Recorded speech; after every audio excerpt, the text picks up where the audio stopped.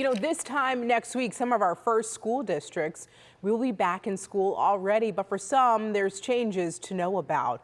Grapevine-Colleyville ISD leaders approved new rules cracking down on cell phones at their first meeting last night. Just weeks before the new school year, our Natalie Haddad reports.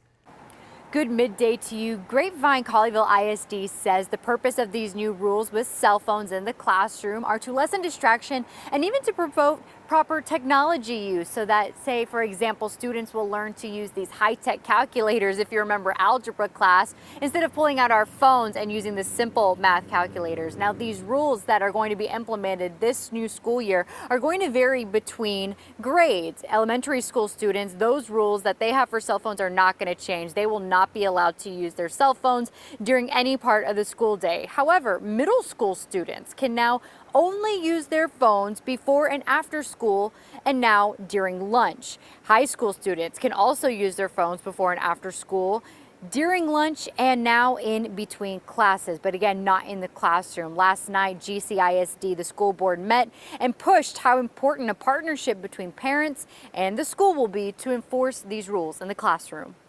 It's really incumbent upon all of us to support our staff, because this will be a difficult thing to enforce, and I think them understanding and realizing that they have our full support to do that in order to improve the learning outcomes, it's going to be critical.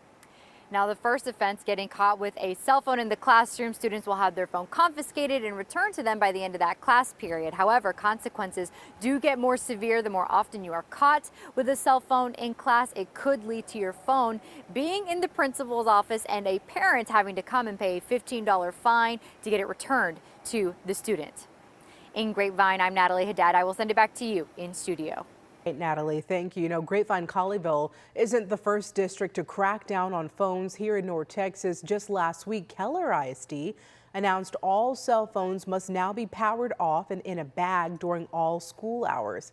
Last year, Mansfield ISD implemented a new phone policy that really charged students. During the school day, those in kindergarten through 6th grade were required to turn their devices off and put them away. Any violators of that had to pay a $15 fine to get it back. And in Richardson ISD, students at some schools were required to keep their phones locked away in a pouch during the day.